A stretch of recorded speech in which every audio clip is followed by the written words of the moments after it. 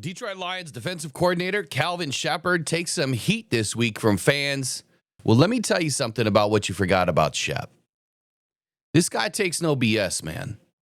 He is not going to sit here and paint your egos. No, he's not here for that. Kelvin Sheppard is here to lead a defensive men.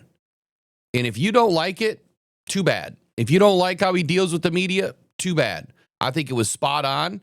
And I brought some things in that we're going to discuss this morning that I think are going to get you fired up about Shep and why tomorrow's game, well, let's just say I think Shep has these guys ready to go. And he wasn't making excuses. So let's get into it right now. Pressured by Hutchinson, he goes down again.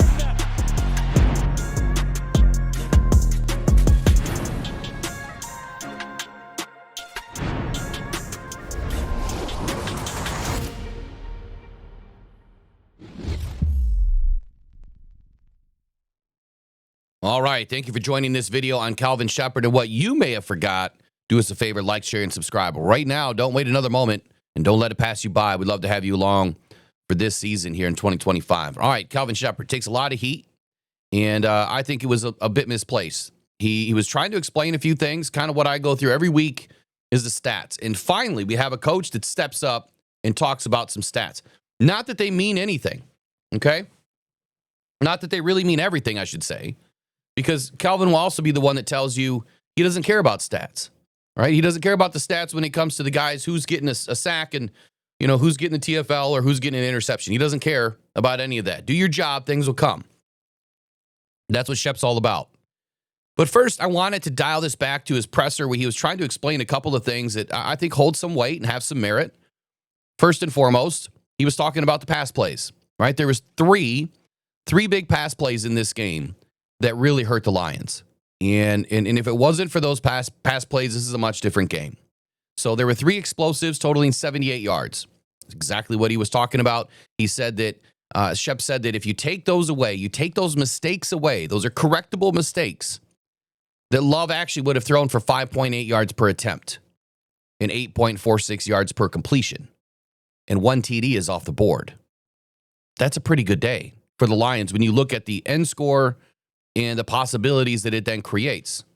As you know, if you've been a fan for a long time of the NFL, every reaction has an action, or every action has a reaction. You could say it both ways. What that team does, this team has to do something to reverse that outcome, and vice versa.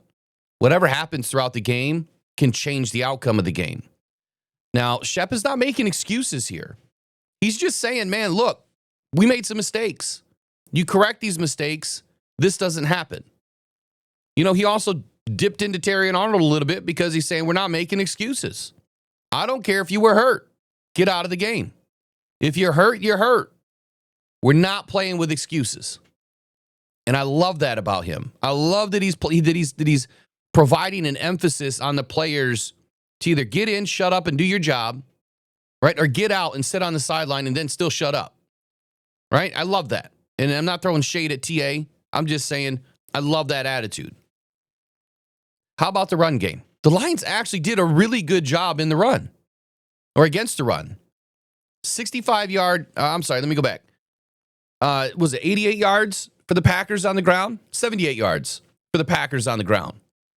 25 carries, 78 yards collectively, of which 19 came through Josh Jacobs, 66 yards. And he had one explosive play of 15.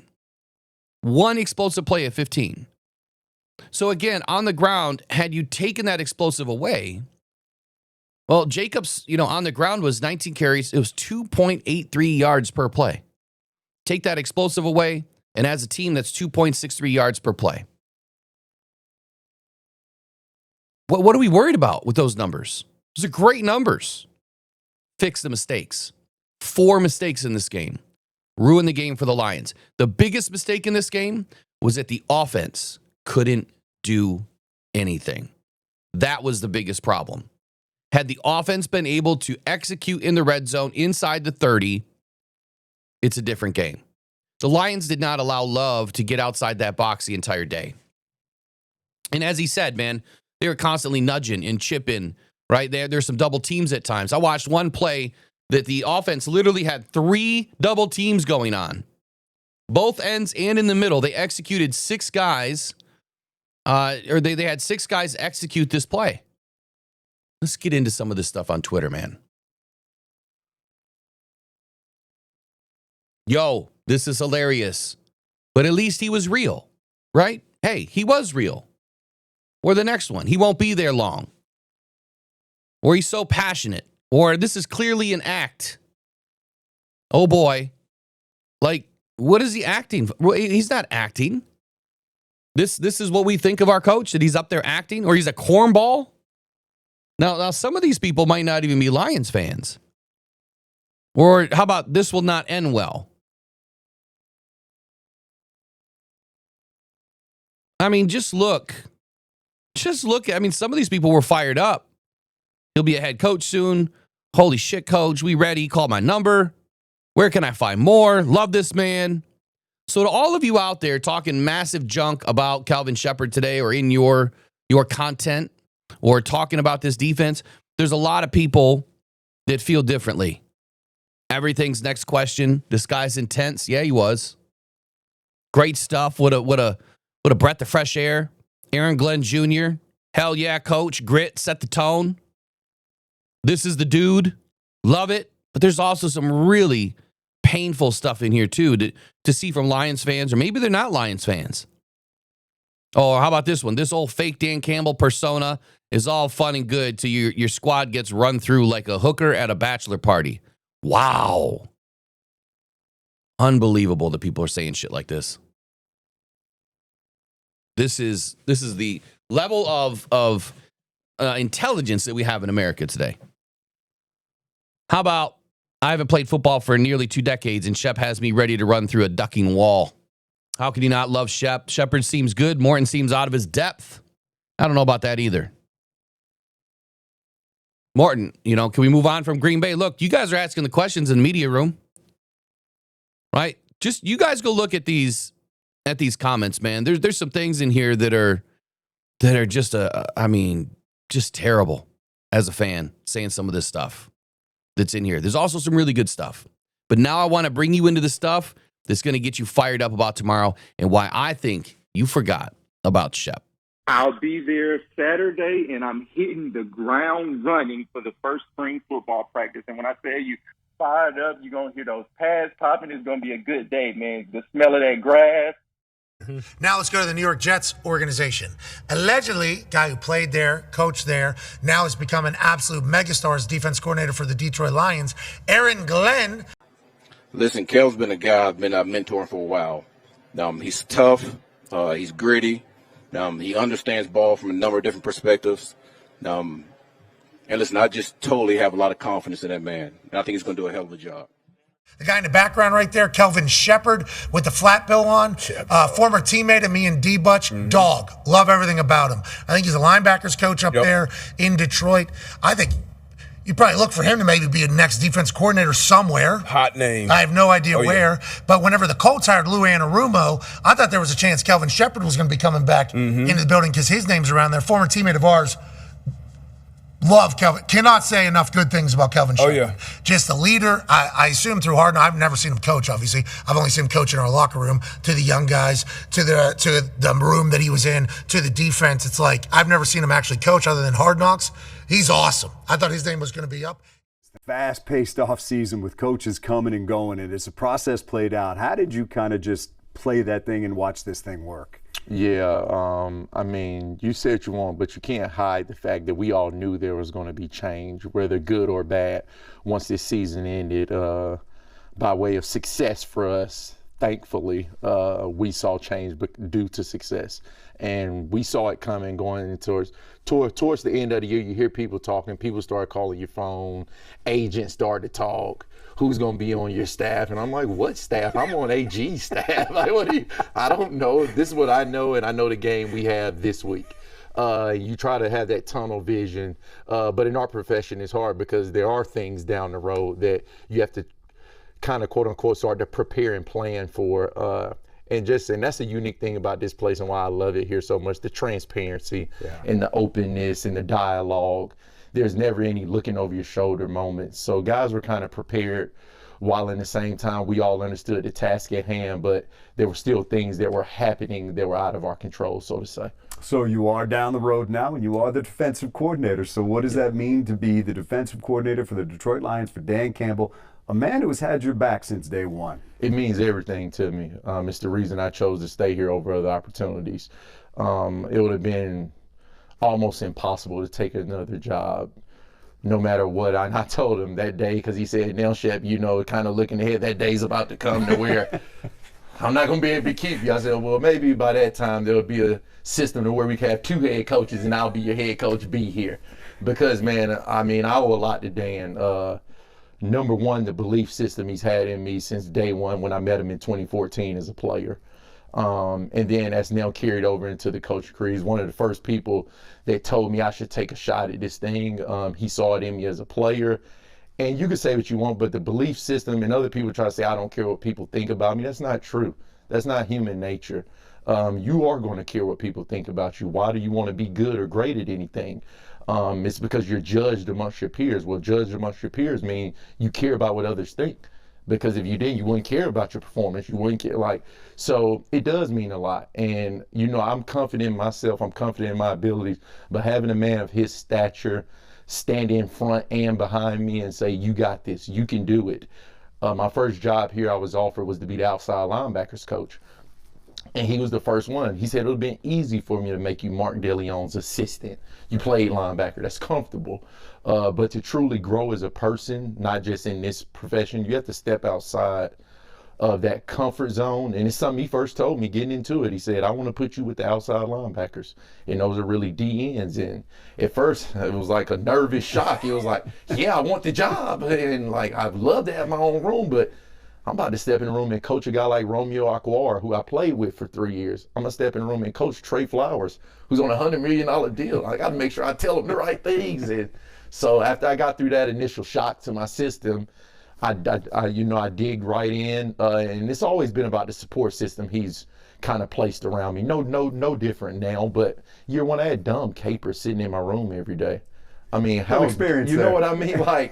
That's why I tell people I did not get here alone. Yeah, it took a lot of man hours and things that I had to go out and do, but you know, I'd be kidding you and doing a disservice not to give back credit to the guys who paved this thing for me, starting with Dan. And Dom Capers was exceptional, showing me everything he told me. Don't just be boxed in. Look at this. I want to show you how I built 2 franchises, 2 startups, 2 expansions, and just having guys willing to pour into me. It's the reason I go about my business the way I do and make sure I'm pouring into others, because I know that was done for me. One thing that would seem to make this a natural fit would be that AGs seem to encourage you to get involved with all the position groups. These guys, not just your position group, this entire defense, they know your voice. They know the way that you want things done. There won't be any surprises. Absolutely. I'm deeply indebted to Aaron Glenn. Deeply. Because, yeah, Dan was pushing for me. He wanted me on the staff. But it was AG who had to say, okay, yeah. So I remember the day I flew here. It's crazy. It's the office that I have now. That's what my son goes, so do you have AG's office? I'm like, that's what you worried about? The office with the couch? Come on, man. But I remember sitting in there back in 2021, flying here in February, or that might have been late January of 2021, sitting with AG. I never met him. Obviously, I knew of him. Sure. Hall of Fame career and all that. And I've heard about him as a coach, and everybody loved being around him. But I had no knowledge, no prior relationships or anything like that with AG. And sitting in there with him, I think it was 4 or 5 hours. I mean, we just jailed from the start. From talking life, talking ball, similar upbringings, things like that. And he said after that 4-hour shift, he said, you didn't know this, but I left the room and said, Dan, I don't care what he's coaching, he's going to be on my staff. And that belief system, him allowing me to stand out front. A lot of people, you have to be very comfortable in your own skin to do some of the things AG allowed, not only me, but his staff to do. Have more meeting time. It's the little things that people don't see outside of the optics. Having more meeting time with your players. When I play, you get limited time with your position coach because the coordinator wants to say everything, do everything. But him pushing people up front and not making it about him allowed me to grow as an individual and as a coach. And, you know, I'm forever indebted to him. Like, I really am. Biggest adjustment now that you're running the show, you're calling the defense. Biggest change for you? Not trying to put everything around the linebackers and not make the linebackers the priority in everything I do. It's one of the first things Dan said. It's kind of funny. He's like, I might not even give you any linebackers to look at because I know you're going to spend all your time.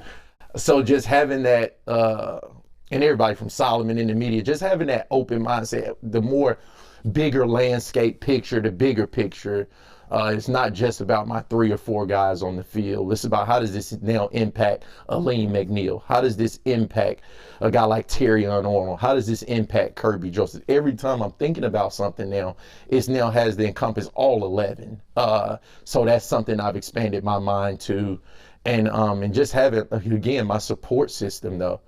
A guy like Casey Rogers walking in the door, like, Shep's the guy, I'm coming. Like, whoa, like that's how he felt about me. Now, he seen me as a player down in Miami in 2014, but from the coaching realm, he didn't know really. And just having the belief in him, he's called defenses before for Ty Bowles. So having that experience, that knowledge, Deshae Townsend up for multiple jobs this year as far as a coordinator, having him back and excited, Jim O'Neil being a coordinator in this league for 3 years, and who, might I add, had opportunities elsewhere, sticking around and sticking with me. Like, that's the type of stuff I work for, is guys who's willing to pour into me. I got to make sure that I fill their cup as well.